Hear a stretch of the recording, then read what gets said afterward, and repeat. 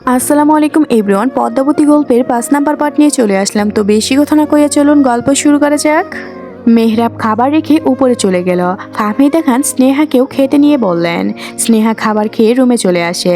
মেহরাব তখন আয়নার সামনে দাঁড়িয়ে এক হাতে পাঞ্জাবি আর এক হাতে শার্ট নিয়ে দাঁড়িয়েছিল।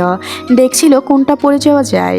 স্নেহা মেহরাবকে দেখতে দেখতে বিছানায় বসে মেহরাবের উদ্দেশ্যে বলে, আপনি নাটকও জানেন? বিয়ের আগে বললেন আমার সাথে সারা জীবন থাকতে পারবেন, তো আবার বিয়ের রাতে থাপ্পড় মারলেন, আবার এখন শ্বশুর বাড়িতে যাওয়ার জন্য জামা কাপড় ট্রাই দিচ্ছেন। মেহরাব পিছনে ফিরে ব্রু কুঁচকে বলে, কে বলেছে আমি শ্বশুর বাড়ি যাওয়ার জন্য জামা কাপড় ট্রাই দিচ্ছি? আমি তো আমার শত্রুর বাড়ি যাওয়ার জন্য তোড়জোড় করছি। স্নেহা রাগী চোখে তাকিয়ে বলে, কি বললেন? শত্রুর বাড়ি কেন? সেই শুরু থেকে শত্রু শত্রু করেছেন। যেই দিন প্রথম আমাকে বলেছেন, এরপরও আবার এখন আমাদের বাড়ির লোকজনকে বলছেন। মেহরাব গা ছাড়া ভাব নিয়ে বলে, সত্যিই তো তাই বলেছি। শত্রুতা করেই তো আমার মতো শত্রু পেয়েছ। স্নেহা নাক মুখ কুঁচকে নয়।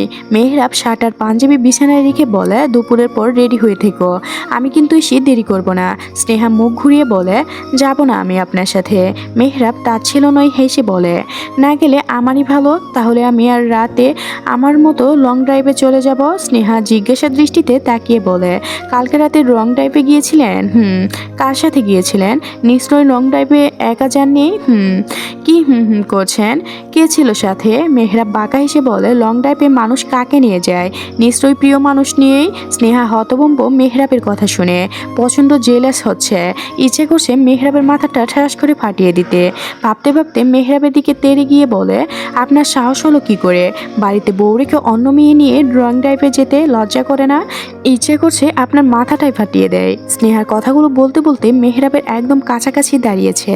মেহরাব পিছালো না, বরং আকৃষ্টভাবে স্নেহার কোমরে হাত রেখে স্নেহাকে বুকের কাছে আনলো। স্নেহা কিছু বলতে গিয়েও থেমে গেল। মেহরাব হাত শক্ত করে কমালো। মেহরাবের স্পষ্টে স্নেহার মায়ের পাতা শিরশির করে উঠল। বুকের ভিতরে ধুকধুক করতে লাগলো। মেহরাব তার এক হাত দিয়ে স্নেহার গালে লেপ্টে থাকা চুলগুলো আলতো করে সরিয়ে দিল। স্নেহার বুকের ভিতরে ধুকভুকাকে নিয়ে বেরিয়ে চলল। স্নেহার নড়ে চড়ে উঠে বলে, ছাড়ুন, কি করছেন? দরজা খোলা। মেহরাব ধপ করে ছেড়ে দেয়। স্নেহার সাথে সাথে সরে গিয়ে বিছানায় বসে। মেহরাব ড্রেসিং টেবিলের দিকে এগিয়ে যেতে যেতে বলে, সকালে শাওয়ার নিয়েছিলে? স্নেহা কপাল কুঁচকে বলে, শাওয়ার নিব না কেন? মেহরাব কিছু বলে না।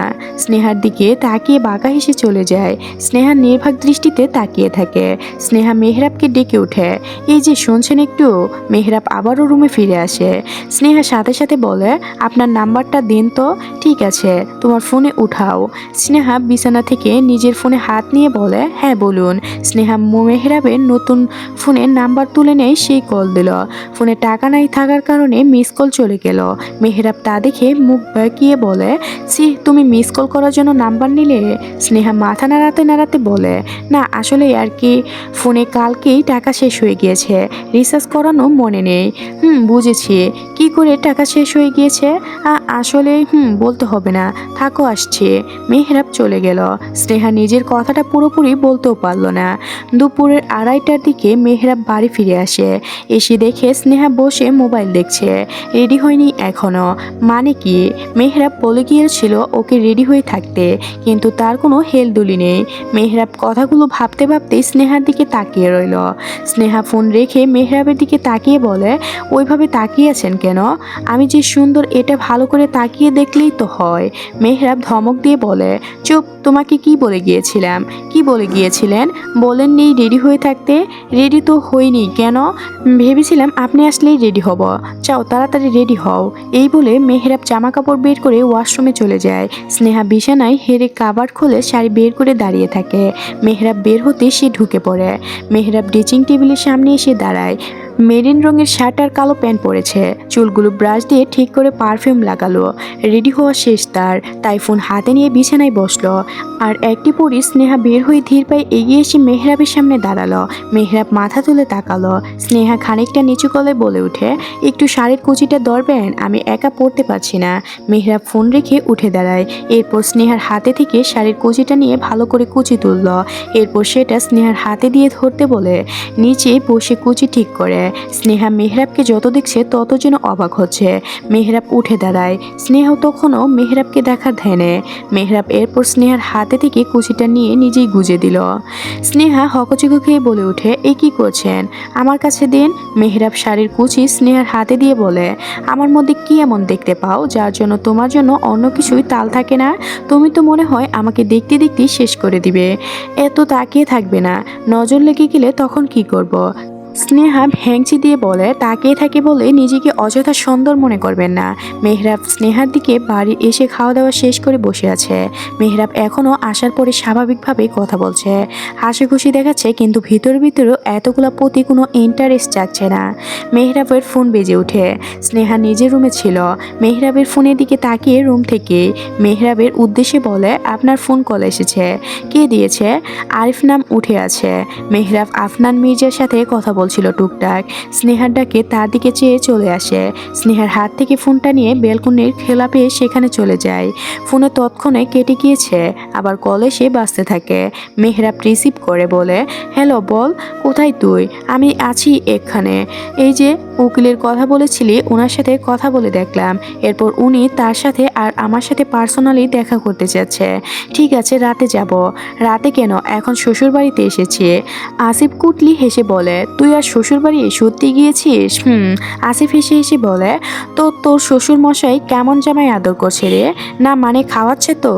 ভাই, তুই কিন্তু ওদের একমাত্র মেয়ের জামাই, আদর বেশি বেশি পাবি। মেহরাব আসিফের মশকরায় বিরক্তি প্রকাশ করে বলে, কিসের জামাই, কিসের আদর? আমার জামাই ইচ্ছা সবটাই গুলিয়ে করে মেরে ফেলেছে। আসিফ তখনও মশকরা করে বলে, অমন করে বলছিস কেন? শ্বশুর শাশুড়িই তো হয়। মেহরাব রেগে গিয়ে বলে, ভাই ফোন রাখ তো, পরে কথা বলবো। কেউ বউ ডাকে নাকি? মেহরাব নিজেই কল কেটে দেয়। লম্বা একটা শ্বাস ছেড়ে পিছনে ঘুরে দেখে তার পিছনে স্নেহা দাঁড়িয়ে আছে। মেহরাব অবাক হলো বিবেক, তবুও এক বিন্দু প্রকাশ করলো না। মুখে এক চিলতে হাসি ফুটিয়ে বলে, রুমে চলো, কথা বলা শেষ। স্নেহা বুকে হাত গুজে বলে, আপনি কাকে গুলি করে মারবেন বলেন? মেহরাব হেসে বলে, তোমাকে, তোমার বাবাকে, তোমার মাকে। কেন মারবেন? মেহরাব রুমে ঢুকতে ঢুকতে বলে, এখানে এসেছি থেকে চুপচাপ থাকতে বসেছে। এক শালাশালিও থাকলে সময় কাটতো, কিন্তু আমার তো নেই। সেজন্যই তোমাদের গুলি করে মারতে চাচ্ছি। আর তুমিও তো কেমন লোক যে তুমি তোমার পুরো বাড়ি ঘুরেতেও দেখাচ্ছ না। স্নেহা মেহরাবের কথা শুনে রুমে এসে বলে, আপনার এখানে একদিন এসেই বোরিং হচ্ছেন, আর আমি এই সূত্র থেকে একা একা থাকছি। যদি একটা ভাই বোন থাকতো। মেহরাব গম্ভীর কণ্ঠে বলে, আছে তো। কি? মেহরাব স্নেহার কাছে এসে বলে, আছে। স্নেহা কান দিয়ে ধোয়া বের হচ্ছে মেহরাবের কথা শুনে।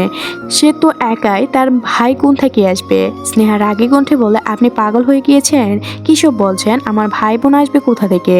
আসলেই দেখতে পাবে। কি বলছেন? আমায় খুলে বলুন তো। মেহরাব নাক মুখ কুঁচকে বলে, কিছু খুলে তুলতে পারবো না। এখন চলো তোমাদের ছাদে নিয়ে যাও আমাকে। স্নেহা ভেবাচিকা খেয়ে যায়। মেহরাব স্নেহার সাথে ছাদে এলো। স্নেহা নিজের হাতে লাগানো ফুল গাছগুলো দেখাতে লাগলো। মেহরাব কিছুক্ষণ স্নেহার দিকে তাকিয়ে থেকে বলে ওঠে, স্নেহা, যদি শোনো তোমার কাছে কেউ একজন তোমাদের সাথে বিশ্বাসঘাতকতা করেছে, তখন কি করবে? স্নেহা মেহরাবের কাছাকাছি এসে দাঁড়ালো।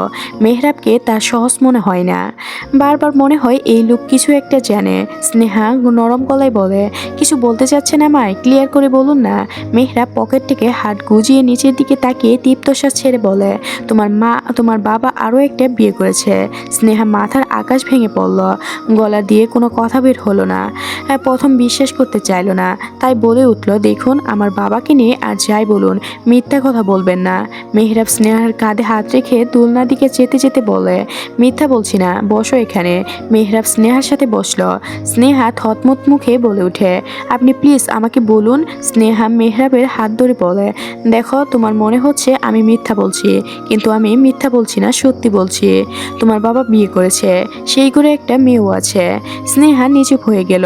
মেহরাব নিজের ফোন বের করে কয়েকটা ছবি দেখালো। সেখানে স্নেহা দেখলো তার বাবার আরেকটা মহিলার সাথে একটা মেয়ে। ছবিগুলো দেখে স্নেহার চোখ বেয়ে টুপ টুপ করে পানি পড়তে লাগলো। চোখের সামনে এগুলো দেখার পর হাউমাউ করে কেঁদে উঠল মেহরাবকে ধরে। মেহরাব স্নেহার কাঁধে হাত রেখে সান্ত্বনা দিয়ে বলে, কেঁদো না, কেঁদে আর কি করবে, যা হয়েছে তা তো পাল্টাতে পারবে না।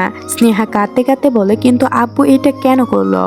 তা উনি ভালো জানেন, আপনি জানেন না? না, আমি শুধু এইটুকু অবধি জানি। কেমন করে জানলেন? নাকি আপনি এখনো মিথ্যা বলছেন? তোমাকে এগুলা দেখার পরও মিথ্যা বলছো? স্নেহা মাথা নত করে দুদিকে কেঁদে উঠে, কেঁদে কেঁদে বলে, আম্মু এগুলা শুনলে সত্যি আর বাঁচবে না, বলে আবারও কাঁদতে থাকে। মেহরাব স্নেহাকে সোজা করে বলে, চলো বইগুলো গুছিয়ে নাও, একটু পর বের হব। স্নেহা ওইভাবেই কাঁদতে থাকে। মেহরাব স্নেহাকে উঠে ছেড়ে দাঁড়িয়ে একটু ঝুঁকে বলে, আমি তো জানতাম তুমি ভেঙে পড়ার মেয়ে নয়, এত সহজে ভেঙে পড়েছ। সবেমাত্র এইটুকু জানিয়েছি, এতেই যদি এত ভেঙে পড়ো তাহলে পুরোটা জানার কি অবস্থা হবে তোমার। স্নেহা কান্না থামিয়ে দিয়ে কিছু বলবে, ঠিক তখনই ছাদে আসেন নাসিমা বেগম। মেহরাব স্নেহাকে আড়াল করে দাঁড়িয়ে আস্তে করে বলে, চোখ মুছে স্বাভাবিক হও, বলে মেহরাব নাসিমা বেগমের দিকে এগিয়ে বললেন, ফুপি তুমি এখানে কিছু বলবে? তোদের নিচে দেখতে পেলাম না, তাই দেখতে এলাম তোরা এখানে নাকি, তোরা গল্প করছিলি নাকি? মেহরাব হালকা হেসে বলে, আরে আর বলো না ফুপি, তোমার এই মেয়ে কাছে আর বলছে তোমাকে ছেড়ে যেতে নাকি কষ্ট হবে। নাসিমা বেগম হেসে এগিয়ে এলেন স্নেহার দিকে। স্নেহার নিজের কান্না আটকাতে পারে না, তার মাকে জড়িয়ে ধরে হাওমাও করে কেঁদে ওঠে। নাসিমা বেগম মেয়ের মাথায় হাত বুলিয়ে দিয়ে শুধরালেন, এইভাবে কাঁদতে হয় না, প্রত্যেক মেয়েকেই তো তার বাবার ঘর ছেড়ে চলে যেতে হয়, তোর ক্ষেত্রেও তার ব্যতিক্রম হবে না, তোকেও যেতে হবে শ্বশুর বাড়ি, আর ওইটাই তো তোর নিজেরই বাড়ি এখন, সবাই আমাদের কাছের লোক।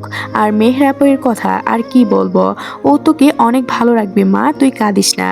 স্নেহা মনে মনে বলে, আম্মু তোমাকে যদি বলতে পারতাম আমি কেন কাঁদছি, তুমি সহ্য করতে পারতে না আম্মু। আব্বু এইরকম একটা কাজ করবে আমি কল্পনাতেও ছিল না। আব্বু আমাদের সাথে বিশ্বাসঘাতকতা করেছে, এত সুন্দর একটা সংসার থাকতে আব্বু, ছি। মেহরাব গলা খাকে দিয়ে স্নেহাকে বলে ওঠে, স্নেহা তুমি তোমার বউগুলো গুছিয়ে নাও, আমরা একটু পরই বের হয়ে যাব। নাসিমা বেগম স্নেহাকে ছেড়ে বললেন, আর কাঁদিস না মা, চল বইগুলো গুছিয়ে দেই। স্নেহা আর তার মায়ের সাথে নিচে এসে বইগুলো গুছিয়ে গাড়িতে তুলে লাগলো। এর মাঝে আফনান মির্জা আর বাড়ি ফিরেনি। স্নেহাও আর তার বাবাকে খুঁজে নেই বা তার কথা জিজ্ঞাসা করেনি।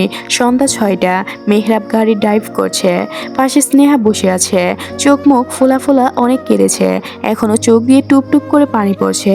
মেহরাব একটু পরপর তাকাচ্ছে। এর মাঝে মেহরাবের ফোন বেজে ওঠে। আসিফ ফোন দিয়েছে।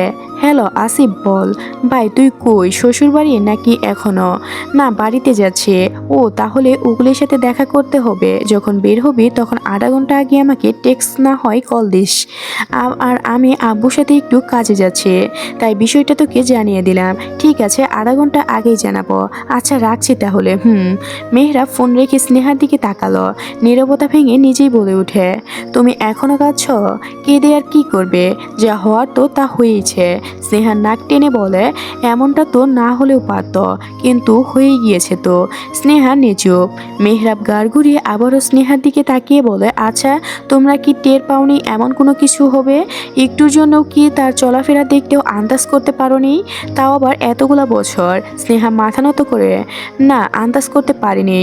মেহরাব থতমত মুখে বলে, স্নেহা এখন যদি তোমার বাবার দ্বিতীয় স্ত্রী এসে তোমার মায়ের সংসারে ভাগ বসায়, তখন কি তাকে তুমি ছোট মা বা যাই হোক সে তো তোমার মায়ের মতোই হয়, তাকে কি তোমার মায়ের সমতুল্য কিছু বলে ডাকতে পারবে? স্নেহা চোখ মুখ কঠোরতা ফুটিয়ে তুলে বলে ওঠে, অসম্ভব, মরে যাব তবুও অন্য কাউকে মা ডাকবো না। বলে স্নেহা মেহরাবের দিকে তাকায়। মেহরাব যেন এই তাকানোরই অপেক্ষায় ছিল। সাথে সাথে বাঁকা হেসে বলে, এখন তোমার কথায় প্রসঙ্গে যদি বলি তাহলে আমি একই কারণে আমার খালাকেও বলি না, মা বলি না। স্নেহা চোখ ছোটো ছোটো করে বলে, আমার আর আপনার বিষয়টা তো আলাদা। আপনার মা মারা যাওয়ার পরে তো আপনার বাবা বিয়ে করেছেন, তাহলে তাকে মা ডাকতে তো সমস্যা থাকার কথা না। মেহরাব গম্ভীর গলায় বলে, আমার মা একজন ছিল, সেই আর কাউকে মা বলতে ইচ্ছা করে না আমার। স্নেহা মেহরাবের কথা শুনে চুপ করে থাকে, আর কিছু বলে না। এর কিছুক্ষণ পরে মেহরাব খানবাড়ির সামনে এসে গাড়ি থামায়। স্নেহাকে নেমে যেতে বলে। স্নেহা নেমে গিয়ে বলে, আপনি নামবেন না? না, একটা জায়গায় যাব। এখন আবার কোথায় যাবেন? কাজ আছে। ঠিক আছে যান। আর শোনো, তুমি কিন্তু কাঁদবে না, আর এগুলো কাউকে বলার দরকার নেই। স্নেহা মাথা দুঃখ দিকে হাল করে নাড়িয়ে বলে, ঠিক আছে, এখন যাও, আর কিছু লাগলে কল দিও, রিসার্চ করে দিয়েছি। ঠিক আছে। মেহরাব চলে যায় গাড়ি নিয়ে। স্নেহা হালকা হেসে উঠল, মনে মনে বলল, লোকটাকে ভেবেছিলাম রাগী হবে, গম্ভীর হবে, এখন দেখি আমার কি আরও করছে। স্নেহা একা একা বাড়িতে ঢুকলো। সারা খান স্নেহাকে দেখে এগিয়ে এসে বললেন, কি একা স্নেহা, তুমি চলে এসেছ? আম্মু থাকতে বলল, কিন্তু উনি রইলেন না। ও, তোমার মেহরাব কোথায়? উনি আমাকে নামিয়ে দিয়ে অন্য এক জায়গায় যাবেন বলে চলে গেলেন। ও হয়তো কাজে গিয়েছে, যাও তুমি যে রুমে যাও। ঠিক আছে। আর মা কোথায়? রুমে আছে মনে হয়। রাত 10টা। স্নেহা এখনো বসে বসে তার বাবার কথা ভাবছে। এত বড় সত্যটা মেহরাব না বললে অজানাই রয়ে যেত। স্নেহা ভয় হচ্ছে যদি এই কথাগুলো তার মায়ের কানে যায় তাহলে কি হবে। এই একটা মানুষ কখনোই চাইবে না তার জায়গাটা অন্য কেউ নিয়ে যাক, অথবা কাউকে চাইবে না তার প্রিয় মানুষটা অন্য কারোর হোক। আর বিষয়টা আরও জটিল হয়ে গিয়েছে। তার বাবা বিয়ে করেছে, আবার সেই ঘরে একটা মেয়েও আছে। এগুলো শোনার পর তার মা নিশ্চয়ই কিছু একটা করে বসবে। স্নেহার ভাবনার মাঝে তার ডাক পড়ে যায়। ফাহমিদা খান ডাকছেন। স্নেহা রুম থেকে বের হলো। সামনে দেখলো তিনি দাঁড়িয়ে আছেন। ফাহমিদা খান স্নেহাকে বললেন, স্নেহা, মেহরাব এলো, ওকে সাথে নিয়ে আসোসনি কেন? আমি ঘুমাতে গেলাম। আর জেগে থাকতে পারিস না? ঠিক আছে মা, তুমি গিয়ে ঘুমিয়ে পড়ো, উনি এলে একসাথে খেয়ে নেব। দুজনের কথা শেষ হওয়ার আগে মেহরাব আসে। দুজনের দিকে এক পলক তাকিয়ে নিজের রুমে ঢুকে যায়। ফাহমিদা খান চলে যান। স্নেহার রুমে ঢুকে দেখে মেহরাব কিসের যেন ফাইল দেখছে। স্নেহা বিছানা বসে বলে, রাতে খাবেন না? খাবার পারবো। যাও। স্নেহা উঠে চলে যায়। ড্রয়িং টেবিলে এসে দেখে সব কিছু এখানেই রাখা আছে।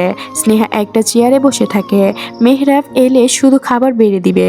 মেহরাব ডেন্স চেঞ্জ করে ফ্রেশ হয়ে বের হয়। বলতে গেলে এগুলো নিয়ে বেশ খুঁতখুঁতে। 3 বেলায় জামা চেঞ্জ করবে। দুজনে খাওয়া দাওয়া শেষ করে রুমে চলে আসে। মেহরাব বিছানায় বসে স্নেহাকে বলে, তুমি কি কালকে থেকে কলেজে যাবে? কি পরে যাবে? College dress? কেন, কলেজ ড্রেসের সাথে ম্যাচ করে বোরকা না বানায় নাও? বানিয়েছি, তাহলে বোরকা পরে যাবে। স্নেহা মেহরাবের দিকে কিছুটা দূরত্ব নিয়ে সামনে বসে জিজ্ঞাসার কণ্ঠে বলল, আপনি হঠাৎ বোরকা নিয়ে কথা বলছেন কেন? সারা বছর তো কলেজ ড্রেস পরে গিয়েছে, এখন আবার বোরকা পরবো কেন? মেহরাব তীব্র শ্বাস ছেড়ে বলে, আগে ছিলে অন্য বাড়ির মেয়ে, আর এখন খান বাড়ির বউ, এখন বোরকা পরে যেতে বলছি মানে যাবে। স্নেহা বুড়ো কুচকে বলে ওঠে, আসলে? মেহরাব গম্ভীর গলায় বলে, আর কালকে আমার সাথেই যাবে। আপনি শুধু শুধু যাবেন কেন? আমি ময়ের সাথে চলে যেতে পারবো তো। মেহরাব আগের নেই বলে ওঠে, কালকে থেকে আমি তোমাদের নিয়ে যাব। আর ওই কলেজে ইংলিশ টিচার হিসেবে কালকে থেকে জয়েন করছি আমি, সেক্ষেত্রে তোমরা আমার সাথেই যেতে পারো। স্নেহা কপাল ভাঁজ এনে বলল, সিরিয়াসলি? আর কালকে থেকে দেখবে খানবাড়ির পুত্রবধূ কেমন পড়া পারে, না পারলে সবার সামনে কান ধরিয়ে রাখবো। I am promise. স্নেহা ভেবাচিকা খেয়ে যায় মেহরাবের শেষ বাক্য শুনে। সত্যিই কি তাই করবে? আজকের গল্পটি এ পর্যন্ত শেষ হয়ে গেল। পরবর্তী পার্ট পেতে অবশ্যই চ্যানেলটি সাবস্ক্রাইব করে রাখবেন। ধন্যবাদ সবাইকে, ভালো থাকবেন।